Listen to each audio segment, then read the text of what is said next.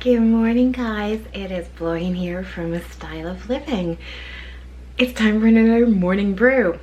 I'm sorry if you can hear like loads of appliance noises, but that's what I do in the morning. Once Indy goes down for his morning nap, I have my breakfast and I load up and stick on as many appliances, dishwasher, washing machine, dryer, whatever, in a bid to make myself feel super productive. And so I've just done all that, and now I am going to make my cuppa. And I think because I'm trying to cut down on the amount of coffee I'm drinking, I have been drinking a lot of coffee, and while I do need a little bit, I don't need as much as I've been drinking. So I think this morning I'm going to have a peppermint tea.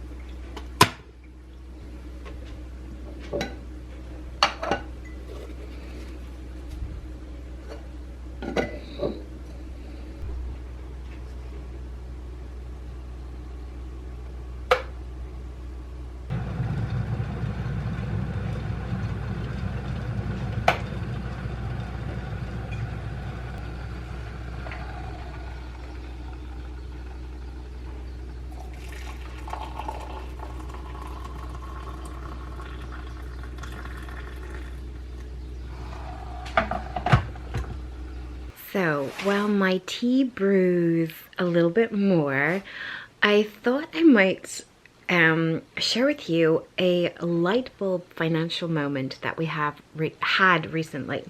Now, this is not my light bulb moment, as in it was a light bulb for me and James. We were watching like a financial TV show / documentary thing on the telly recently. It was actually an Irish one, so it was kind of very relevant and current to us, at least, in terms of pricing and incomes and all of that. But in the show, and for the life of me, I can't remember what the name of the show or indeed the financial planner was, to give them full credit. But do you hear that? As soon as you sit down with a cup of tea and a camera, the little dude wakes up. Hopefully he might settle for a couple of more minutes. But yes, basically, and very quickly, obviously now, because the little dude's awake, the big light bulb moment was for us to do with saving. So every month, of course, James and I, we try to save. Some months are more successful than others, and it's definitely always easier when you're saving towards a goal. And this was something that the financial planner did talk about. But he also talked about sort of being wise, or sort of clever about how you save and when you save. And he had a couple of tips. And one in particular I thought was absolutely genius and has completely changed our way of saving. And it has definitely ensured that we are saving more and consistently. So previously, despite having a number of bank accounts between us, both jointly and individually, just before we married and got together, we had individual bank accounts, and then obviously we set up joint ones for mortgages and bills and all that sort of thing. So between us we probably have, I would say, 6 or 7 bank accounts. Now some of them we really don't use or hadn't used, and largely we would use 2 accounts. One, say, let's call it our current account, and pretty much everything would happen in there, and we had another account that we sort of loosely used for saving or spare money or things like that. But if I'm honest, we were never really great at saving. It was probably our biggest downfall. We've always been very fortunate with money in that we've always had enough for whatever we needed it for, but never really loads extra that if you wanted to do something special that it was easy for us to do. And so the light bulb moment came when the financial planner said,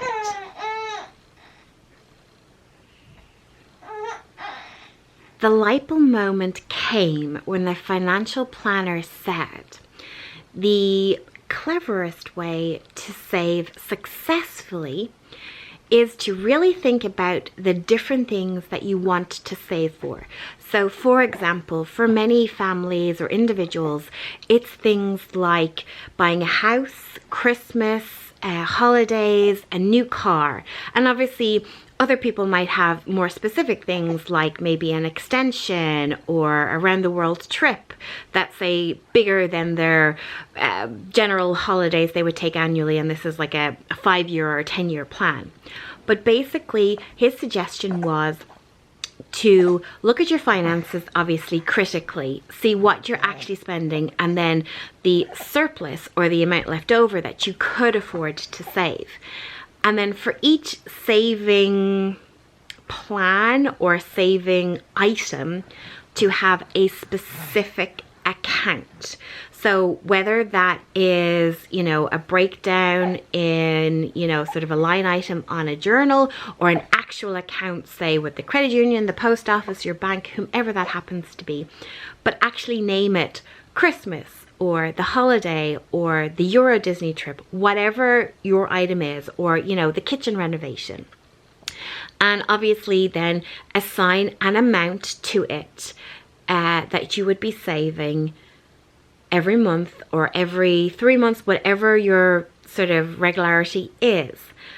This was a major light bulb moment to me, because what he said next was, if you have a Christmas account or a holiday account, and every month you might be putting 50 in there, you might be putting 100 in there, you might be putting 500 in there.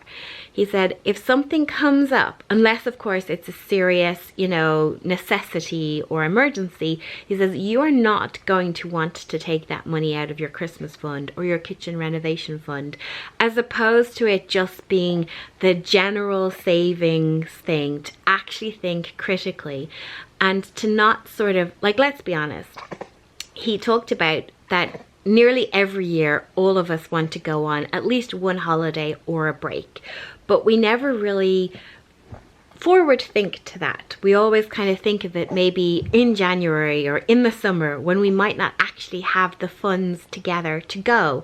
But if you always have a holiday fund that you're always putting a regular amount in there, it makes it easier for you. This, like, so simple, like it's not rocket science. For us, it changed things drastically, and it really made us think about what it is we want to do and we want to achieve. So there's a couple of things that for us, you know, we always fell into this trap, particularly with holidays, where we wouldn't have actually saved for them throughout the year, and say come April time when the weather is miserable and you kind of think, oh gosh, I'd love to go somewhere, and you're like, oh darn, you know, yeah, I can afford the €1 or the €50 deposit that they're asking for, but can I actually afford to pay for and then go on the holiday? And sometimes it would be a little bit of a struggle for us, because we would literally be, say, living out of the wages or what was ever coming in at the time. Whereas now we have a regular saving amount set aside for holidays. The same for Christmas, as opposed to say just paying for Christmas when it came along, we're now saving for it monthly. And one of the biggest things that I'm really excited about that we're doing is we pay the majority of our bills monthly, as in, like, we could pay some of them annually, but we don't, simply because obviously, you know, like, say for health insurance, that can be like $1,500 a year or $1,200, whatever it is.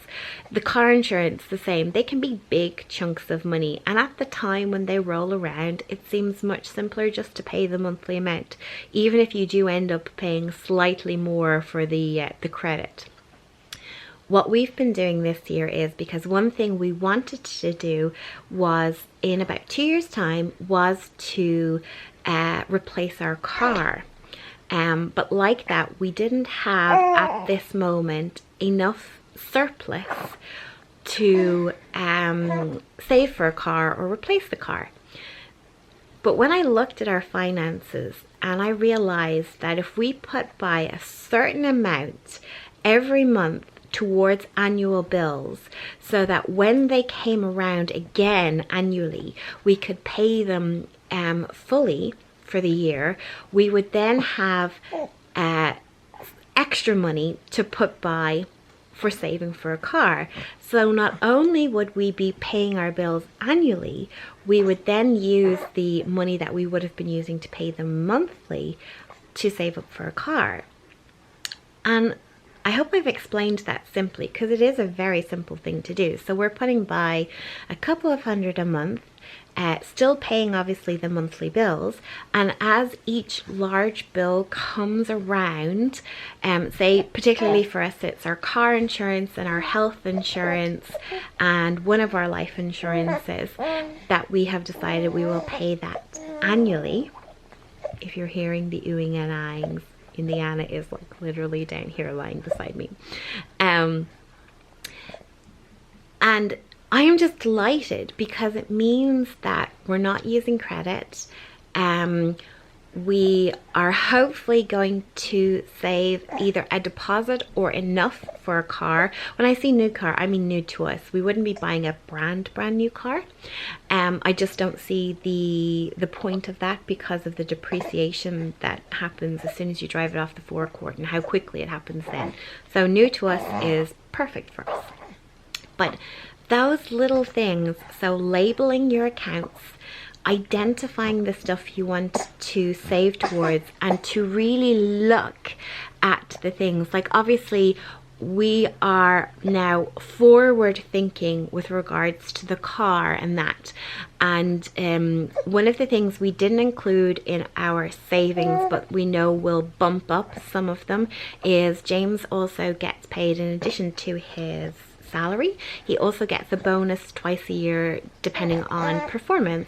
So obviously it's very difficult to quantify what that might be because you don't know what the performance is. And secondly, because it is largely paid in with your wages, you do get heavily taxed for that particular month. So you're never quite sure what you're going to end up with. So whatever that happens to be, we will divvy it up to the accounts we feel it will most benefit from it. I hope that's been a sort of a helpful light bulb financial moment for you all. It really changed our way of saving. We now feel like, as opposed to just saving, we are actually saving for very specific things and reasons, and we're very focused. I think for us it was that focusing of, yes, it's Christmas holiday, annual bills. Obviously I've mentioned before that we're doing some renovation work and we plan to move within the next few years. So all of those have separate individual accounts. Now some of them might only be getting €50, some of them might be getting €500, but it's knowing precisely how much, and as soon as James gets paid, which is mid-month, we instantly transfer the money to the respective accounts so that it's gone, we don't even see it, and we're done. And I have to say, it has made a massive difference to us. So I hope it'll do the same for you. If you have any kind of light bulb financial tips or tricks that you think would be useful, please let me know in the comments below. As those of you who are following along with my goals over the last 2 years, you'll know that finances is a big thing that I'm working on. The irony of, you know, retiring and then focusing on finances is not lost on me, but I do think, you know, at this point, especially with Indiana arriving and wanting to do so much, that, you know, it's as good a time as any. We didn't before, we are now, so, you know, going forward things will improve. And over the last year and a bit, we have made some serious strides forwards that I'm really happy with. So if you have anything to share yourself, please do so in the comments below. And if you do this, that's sort of labeling the strategic saving and labeling already, please do like this video so that I know we're not alone and that it works long term. If you haven't already done so and would like to do so, please do subscribe. As you know, big goal of mine to get to 1,000 subscribers, hopefully in 2020. But thank you so much for watching, and I will see you in my next video. Bye guys.